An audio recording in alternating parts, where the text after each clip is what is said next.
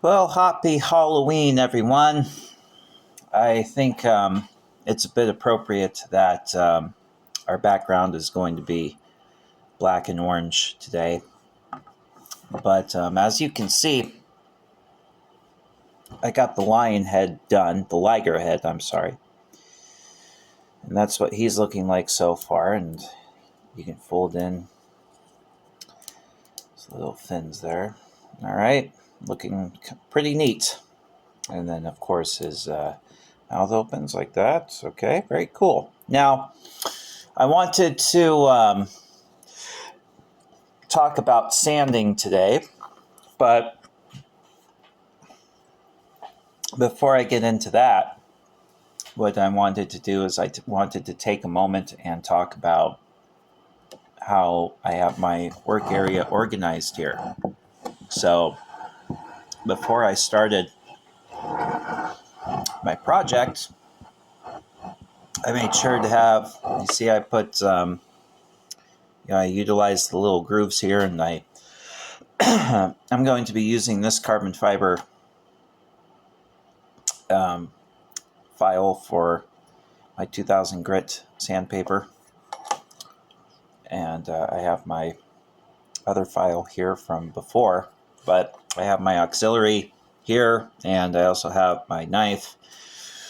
But I have everything kind of sorted out, and it's important to do that because, with a hobby like this where there are a lot of moving parts, what can happen is, let's say you have like one of your trays, right? It's right in the middle, and then you have maybe your clippers under there, and you're looking for stuff and these little pieces. Maybe you're looking for this little piece, but you can't see it, and then maybe you're cutting, maybe you have your headphones on, right? And maybe you have your headphones on and you're listening to your headphones, right? And you're using your knife, and then, you're not watching where you're cutting, and then, like, sure enough, it's like, there's just a lot of stuff that can happen when you have all this clutter. So it's really good before you start your project to just kind of clear your space, kind of visualize what you want to be doing. Just really helps you. And then the biggest benefit you can get from that is that when the time comes for the project to be over, right, you don't have a lot of cleanup to do because you've been cleaning the whole time already. So when the project is done, you can just walk away. It's really cool. But speaking of which, it's really good to try to also be thinking about, as you're working with these parts, like the head, right? Like I was putting the head together. You want to kind of maybe think about what you might want to do, or the kind of spin that you want to put on it. I'll talk about this more in the next video I make, but you want to maybe, because it's easy to look at the box, right, and be like, oh, that's cool, I could do that. And maybe you look at the back, right, and you think, oh, maybe I can pull this trick or do this thing. But I really encourage people to wait until they have the whole thing assembled and they're looking at it in their hands. Because I can tell you already, right? Like, look at this. Right? How different is that? I mean, it's the same shape, but it's a lighter blue, number one, right?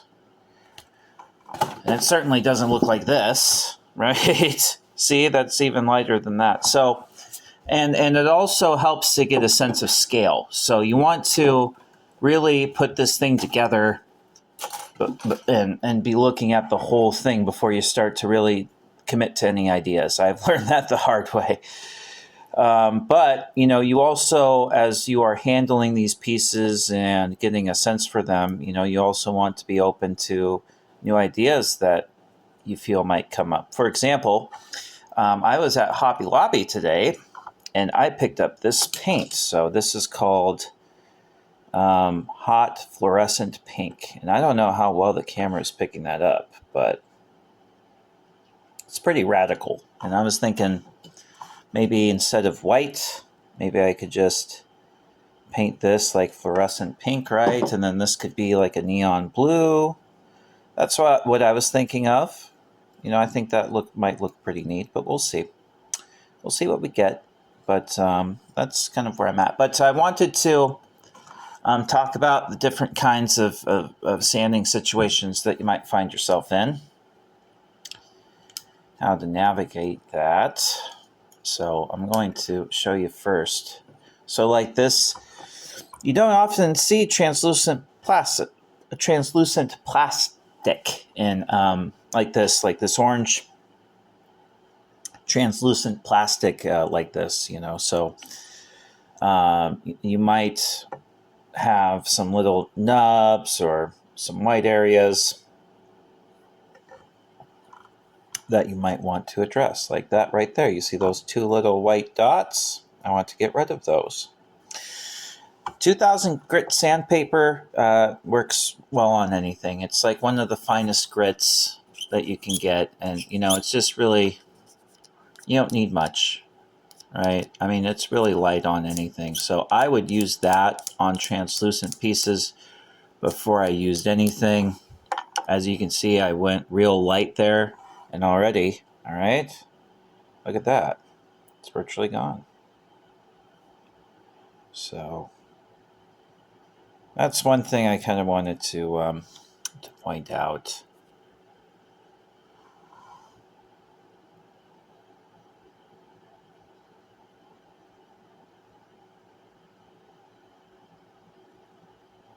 Okay, so that's... I'm sorry, my camera sucks. Anyway, so I'm going to put that here. Again, this is good to be mindful of your workspace, and because I'm probably not going to need this piece again for a while, so I'm just going to put that away, but I can't forget that that's there. I'm going to try it. But another sanding situation you might find yourself in is maybe you get one of these nasty guys. So this kind of thing happens when, oftentimes it's because as these model kits, they're of good quality. You're not... I mean, there were some horror stories back in the day where, people were really getting a lot of ugly kits, and sometimes you really do run into a kit where you have to fuss with it. But, overall, the quality of most of these kits isn't too egregious. But every once in a while you get, because, these parts are all molded, they're all pressure molded, so, or injection molded, I'm sorry. And so,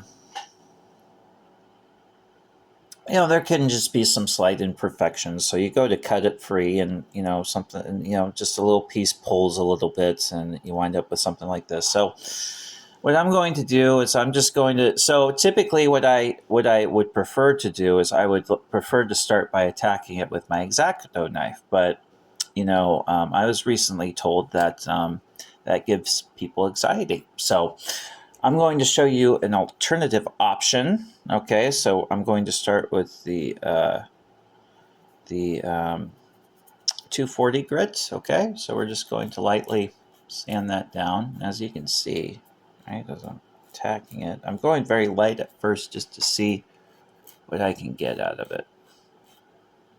All right, I'm just going to try to shape it a bit.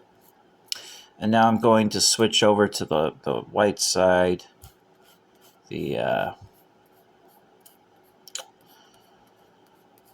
320. Okay, and I'm just kind of lightly shaping that.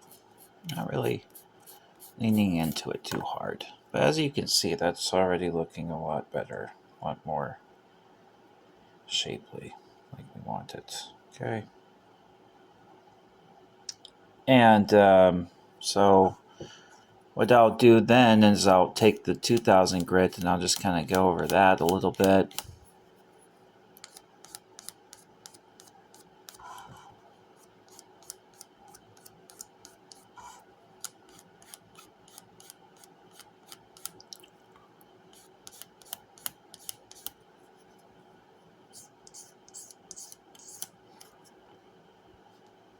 Okay, and as you can see, we're in pretty good shape there. I wouldn't mess with that. So that's one thing. And another interesting thing I wanted to talk about with this model kit is, there's some interesting moving parts here. So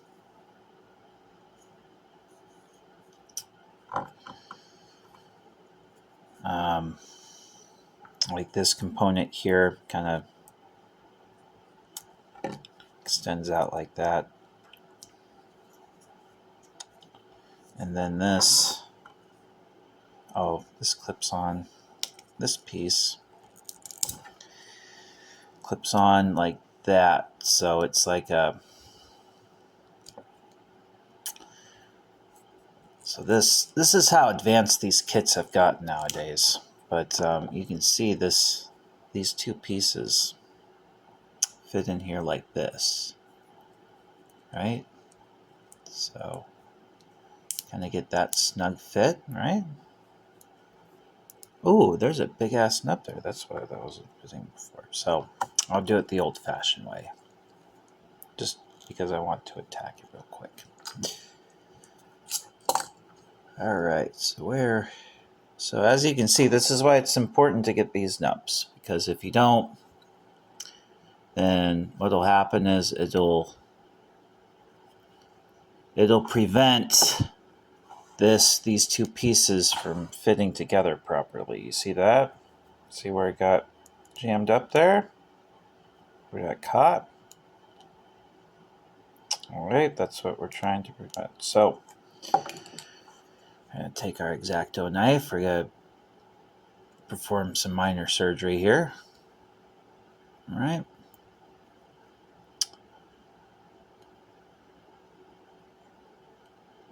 Now again, I've had a lot of practice doing this, and I really don't care if I cut myself, but you shouldn't be that way.